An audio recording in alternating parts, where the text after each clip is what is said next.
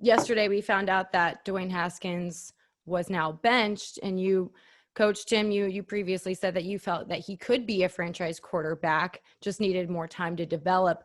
Were you surprised by that call at all?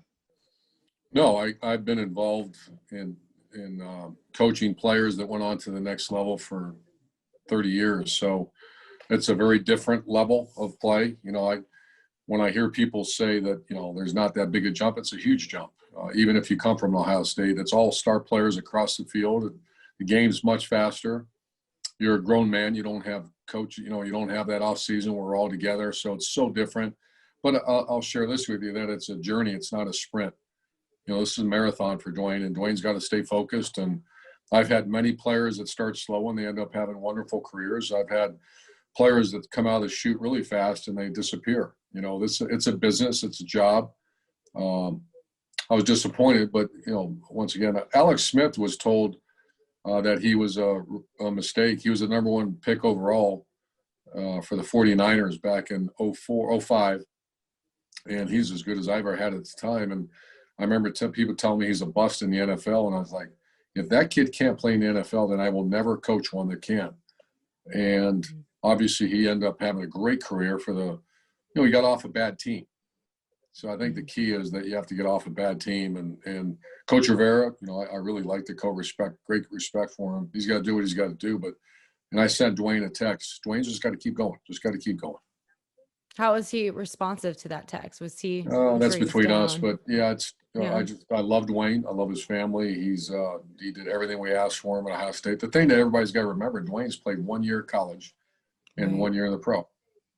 That's it. Yeah. This is not a career yet. He actually could still be in college. He should be, just finishing his second year in college. But,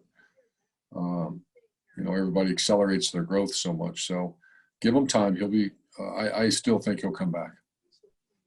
Now with Alex Smith, he had a long, difficult road of recovery. Is it a little bittersweet for you that one of your quarterbacks was benched, but another gets closer to such a miracle type moment with such a difficult injury, and now he's getting closer to getting back on the field?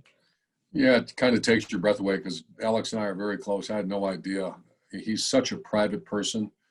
We have kept in touch. We would see each other at a couple of charity events, and I had no idea. I knew it was really bad. I had no idea it was life-threatening. I had no idea that it was how serious the situation was. But don't ever doubt Alex Smith and never doubt his toughness. I've told people that since 2004, one of the toughest human beings I've ever been around.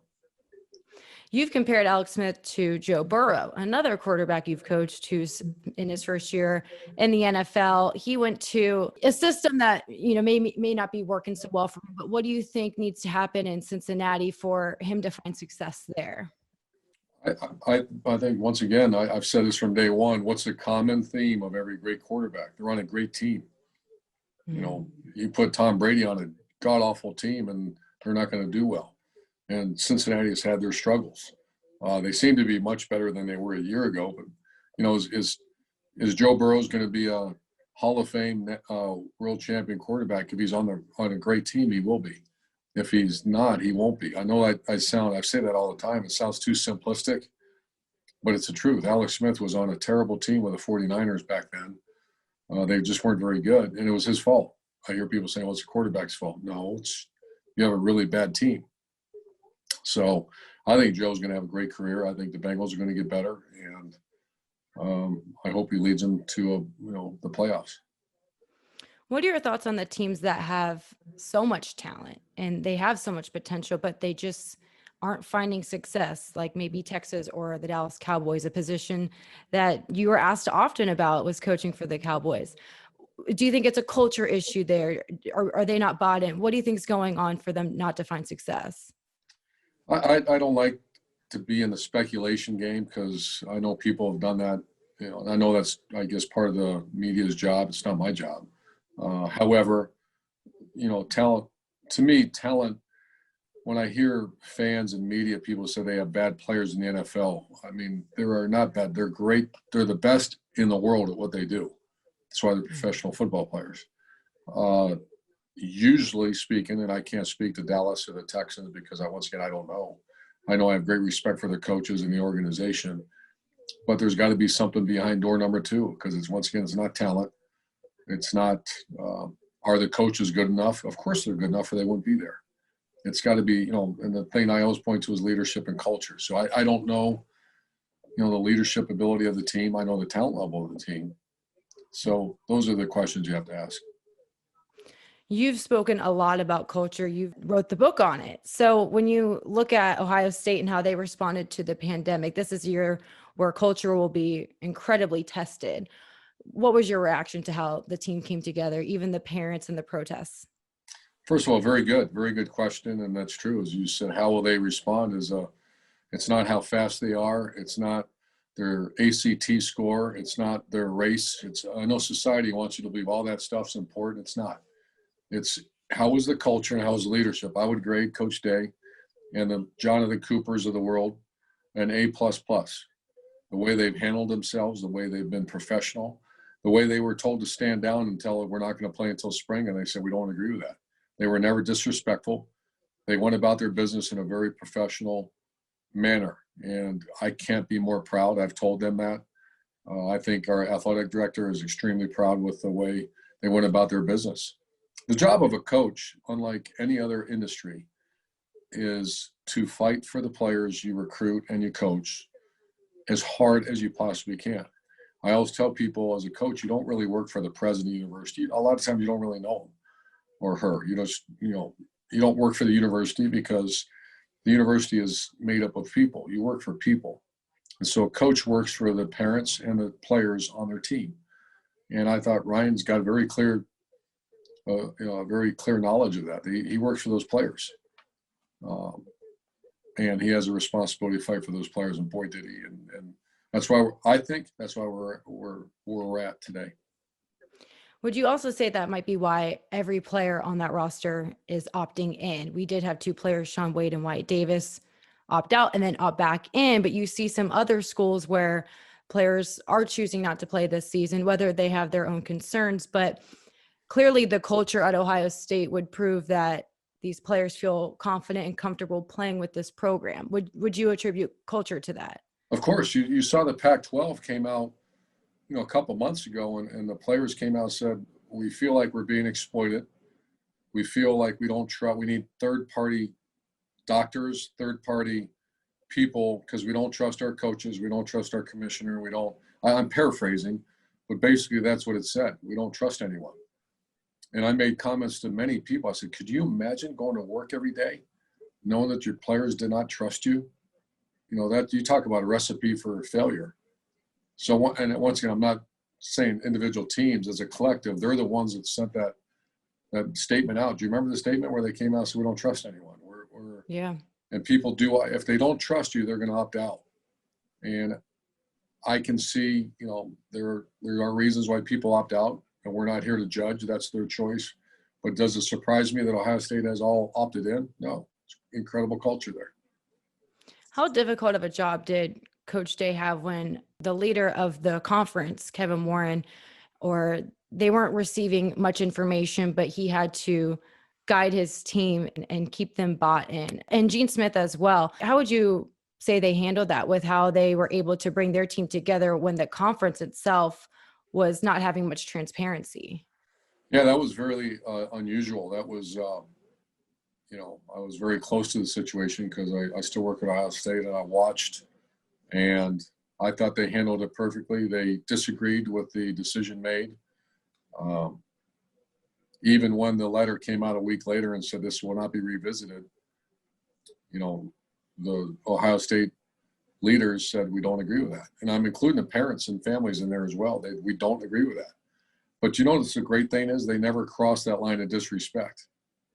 It wasn't a violent, disrespectful stating their opinion. It was, a matter of fact, it was very respectful. It was very pointed too. When you saw those parents on their own dime fly to Indianapolis, fly to Chicago, fly to Columbus, Ohio, you saw Justin Fields, who his leadership value to me has been over the top, the way he's handled everything. He had 200,000, I think, signatures. I think it's a case study on how to fight for what you believe in. And so they came together, they rallied through it. But they got to have a season. Now they're dealing with, they had injuries, but they had added time. And to overcome that, Coach Tony Alford was able to get a recruit that he didn't get, Trey Sermon, who went to Oklahoma, but came back to Ohio State. You've built such strong relationships with players. What can you say about having relationships, even with a player who may not come to you, and then you play against them, and then it comes full circle where there's an opportunity to come together? Yeah, I think that's very important. It's very hard to do when you lose a recruit, because as hard as we recruit, and Ryan Day and those staff, I mean, Ohio State, it's the best recruiting staff in America. And you get so close, the amount of time that people aren't aware of how much hours upon hours upon hours, and all of a sudden a kid makes a decision to turn you down. And we actually have many staff meetings about that, many conversations. You don't hang up the phone. You don't be disrespectful. The whole word is be respectful. Be respectful. Say, we wish you the best on your decision. And in case you ever change your mind, we're always here for you. That's how much respect we have for you. And that was the reason I don't know the whole Trey Sermon story, but I know Coach Alford, and I know the way he treats people. We spoke to the running backs earlier this week. So they shared how, it was business, there was mutual respect, and they picked up right where they left off. So it was definitely great that, you don't burn the bridge and are able to cultivate that. Has there been a recruit, you've talked about Deshaun Watson, where one that you just really wish you had? Are there others that stand out to you where you would watch them play and you're like, oh, I wish I got him? Oh my gosh. Yeah, sure. When I was in the SEC, Julio Jones, AJ Green, and then CJ Spiller at Clemson, we had them. We were right there with them. I'm trying to think at Ohio State. We certainly had, Donovan Peoples-Jones, the guy that played at our rival. He's from up there. His father went to med school there. And to this day, I can't believe he wasn't a first-round draft pick. That's how much respect I had for him. And I thought, as Kerry Combs and I got in that car and drove 4 hours in a terrible snowstorm from Detroit, we looked at each other. That was worth it. We got this kid. But we had to play against him for 3 years. Well, you have an eye for talent, and you can always spot them out. Have there been any that surprised you where, you had confidence in them? And I know you greatly respect your walk-ons. Any that stand out to you that just skyrocketed in talent and development, whether it's on or off the field?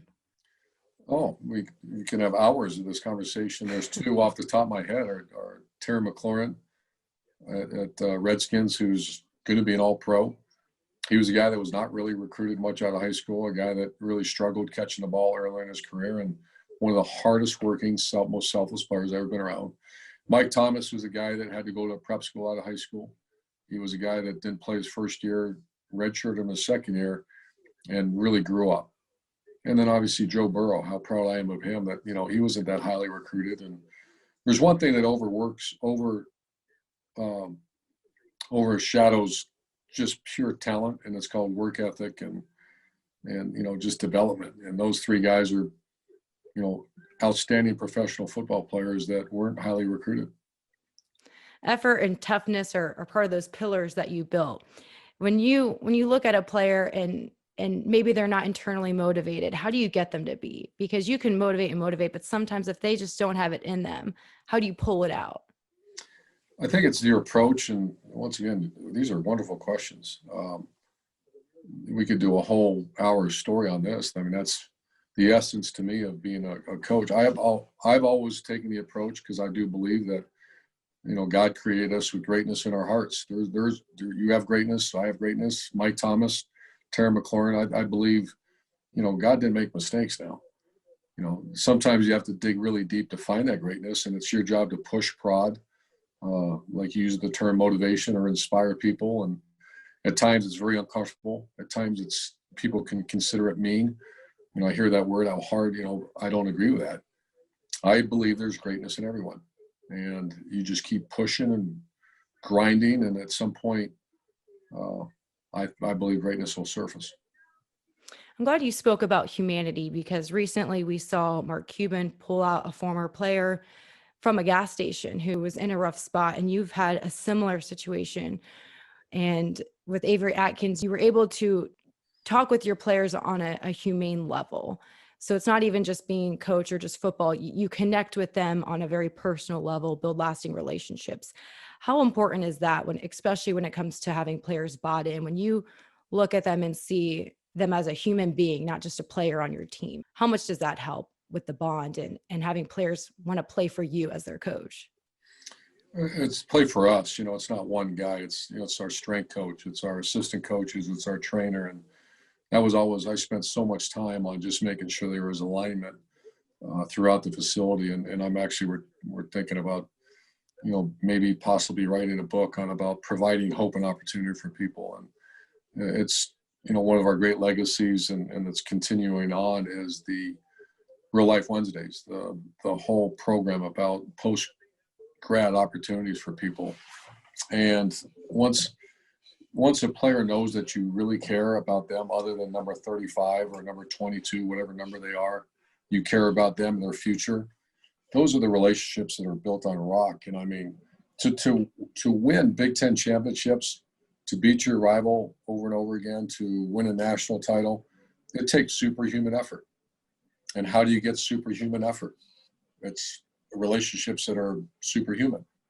And a lot of times in life, you really don't get to experience those. And just the grind and the difficulty of the game of college football, you're put in those situations. How else? I just get a visual of Penn State University, 110,000 people.